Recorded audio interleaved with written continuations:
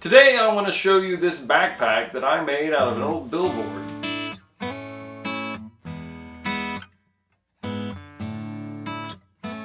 Hello sewing people of the internet. So this video is just about this backpack that I made. I didn't really shoot a lot of footage making this bag.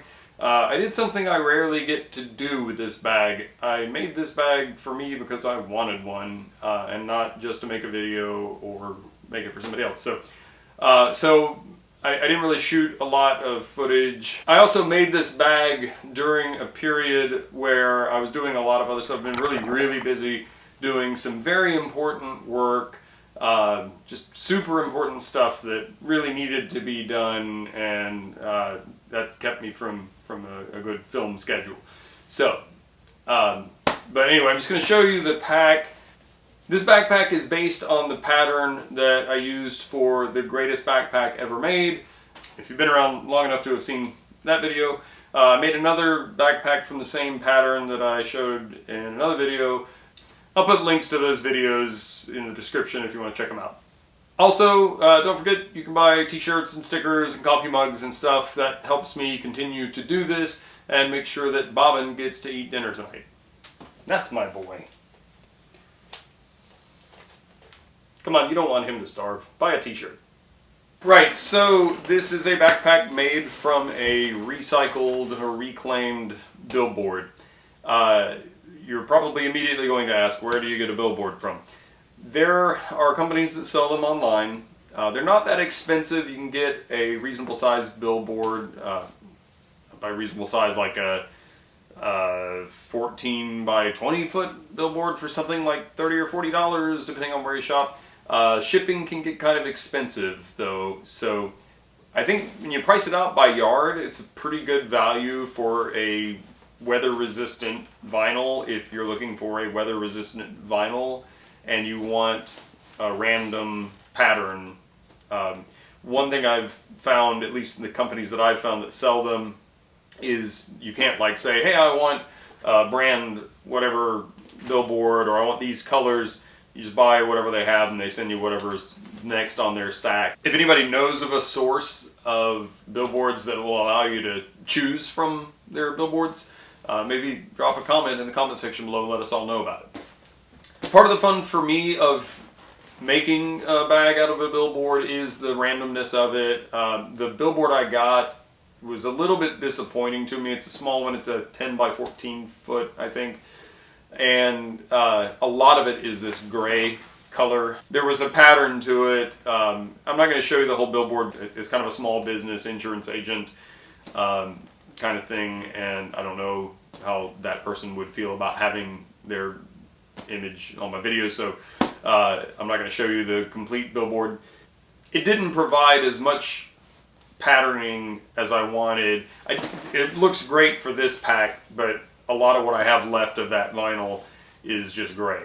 So, why would you want to make a backpack? I'm eventually going to open this up and show it to you. Why would you want to make a backpack out of billboard vinyl?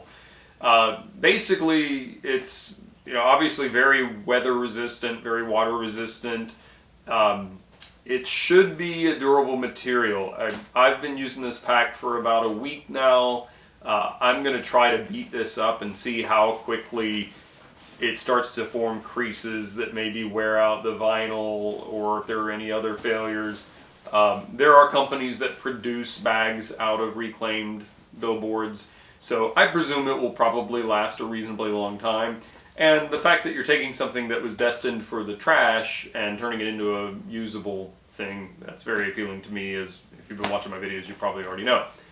So it's a good material for backpack, duffel bag, messenger bag, anything. If you like the feel of vinyl, and some people may not, then I think it could be a good choice. From what little bit I've read online, it looks like billboards come in 2 different thicknesses, and I think this is, and maybe more than 2, but that's just what I've seen. And I suspect this one might be the thinner of the 2, but I'm just guessing. I use a lot of vinyl in my day job, and this is a lot thinner. It's very similar to Weblon awning vinyl that I use, but this is much thinner. I did all the sewing on this bag on my Consew 206 RB1 industrial walking foot sewing machine. I'm pretty sure you could sew this with anything. I don't think it would be a problem to sew it with a domestic sewing machine. You know, same limitations apply on, you know, thick layers and seams and stuff might be more difficult with a non-walking foot machine, but it didn't seem like it was difficult to sew at all. So quickly, let's talk about the design of this pack before I open it up. This is a flap closure, top loading pack. I based the design of this bag off of a Timbuktu bag from a few years ago. It's not a replica of that bag, but it's inspired by it in terms of dimensions and stuff. And I've made some changes to this design. This is intended for me to use as just my everyday carry bag. I carry a backpack with me every day, almost everywhere I go. It's at least in my car with me wherever I go, but particularly when I go to work. And I keep, you know, some snacks and maybe an extra t-shirt, supplies I need for work, some toiletry type stuff, you know, contact lenses, extra things that I might need. Just, it's my purse, but I like having it, so whatever. I routinely carry a big water bottle with me, so I definitely wanted to have a water bottle pocket that would hold my water bottle. And as you can see, it's a snug fit. I'll kind of show you the detail of how I made this pocket and why it is kind of a snug fit. It's just the mouth that's hard to get the bottle through, but it works fine for my purposes. And then there's another one on the other side, and I usually have my travel coffee mug in that one, or, you know, whatever else I might want to stick in it. The bottle pockets I made for this pack are different and kind of an experiment for me. I'm not sure if I would use this necessarily frequently, but this is a basket weave of the same elastic that I normally use on the mouth of bottle pockets, just made out of the fabric that the pack is made out of. It's 3/4 inch elastic webbing. You can just buy it at regular fabric stores. I don't really know any specifications about it, but I was going to just make the regular bottle pockets that I would normally make, but this vinyl doesn't gather real well. Normally I make a pocket like this with elastic in the mouth, and the elastic pulls the material, you know, it just kind of gathers and collapses a little bit, but that vinyl doesn't work like that. So after considering some different options, I just thought this might look cool, so I tried it, but basically it's pieces of elastic that are woven together and they're sewn together. And then at the top, I didn't want to just have a piece of elastic because I figured that would get worn out pretty quickly. So I used the same 1 1/4 inch, it's grosgrain-like ribbon that I have. I don't know exactly what it is because I bought it from a used, or bought it used from a seller and didn't have any specifications, but the same webbing that I used to bind the main seam of the pack. I put that on the mouth of the bottle pockets, which should protect it, but it also prevents the top from being elastic. It's now kind of fixed in place. So when I put something in, I kind of have to really push it in there. Once it gets past that, then the rest of it stretches. So this conceivably could be a good pocket to put odd size items in. So anyway, that's the bottle pockets that I did on this pack. Jury's still out as to whether or not this is a good idea, but I think it looks cool. The back panel, I went ahead and made it out of the vinyl, and I knew when I did that probably not how I would do this. I mean, this is a prototype, first time I'm trying one of these. Probably I would do something like spacer mesh, this stuff that you commonly see on backpack straps and back panels. But I'd probably do some other material like spacer mesh or a different fabric. I carried this on a short hike in full sun, in the heat. It's you know, September in Florida, which is still very hot.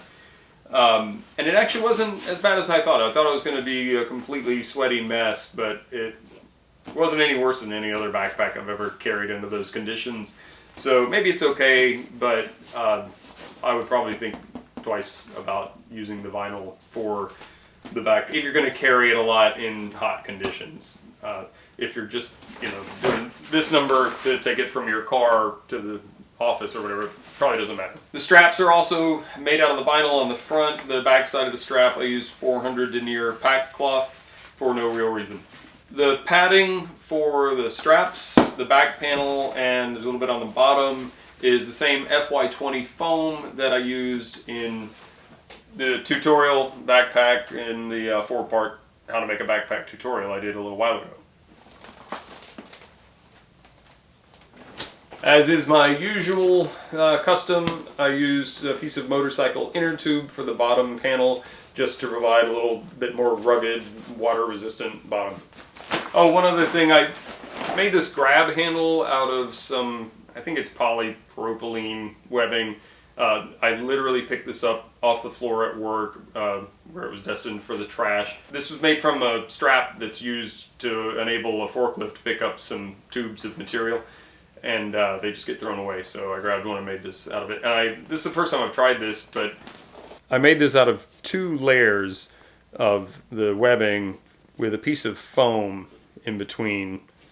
So I just cut a piece of foam thin enough to go in between and then sewed on both edges. Just to give it a little bit of padding, just to make it more comfortable. Seems okay. The closure for the flap is 2 side release buckles, and for the second time on one of these I concealed the female side of the buckle underneath the flap instead of sewing them to the top like you normally would. So they're just underneath there, just for a cleaner look. And I did not put any Velcro on this. Usually when I do flaps like this, I sew Velcro underneath the panel and on the front panel, just so that even with it unbuckled, it's closed. I pretty much always buckle my flap, so I didn't want the look of Velcro, so I just left it off on this. I'm not sure, like, permanently if I would prefer to have the Velcro or not. I do like the security of being able to, you know, drop this closed and know that it's at least kind of secure in case I don't have time to buckle it or forget or something. But this, you know, it would be pretty easy for this to come open and from contents to come out, I think.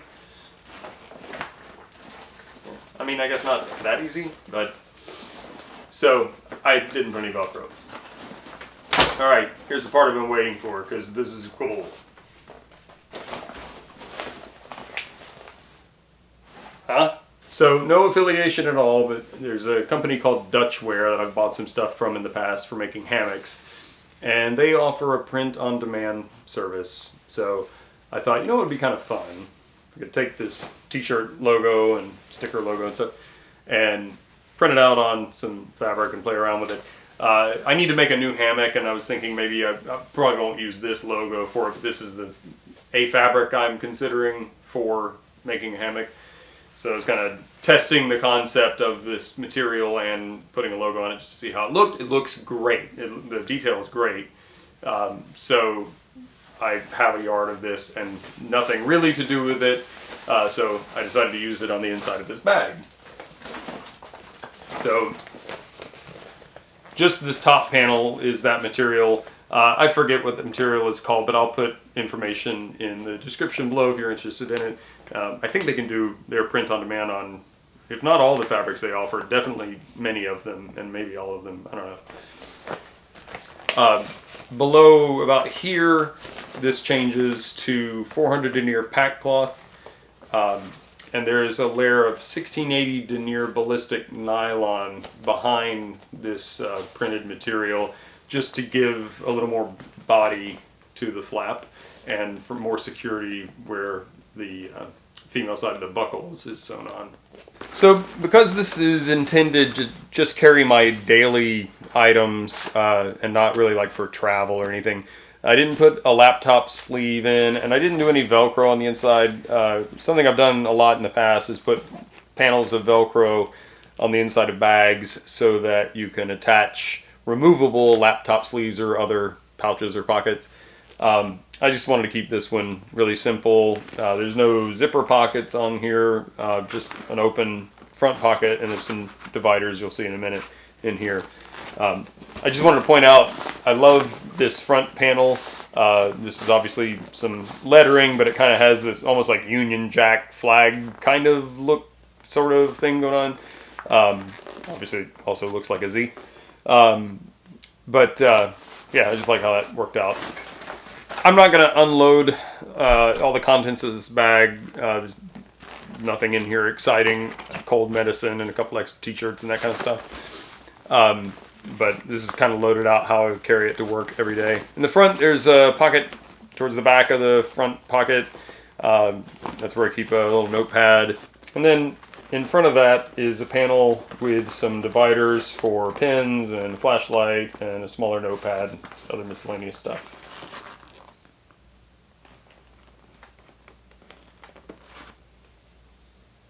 And then there's some more room in the front for more miscellaneous items.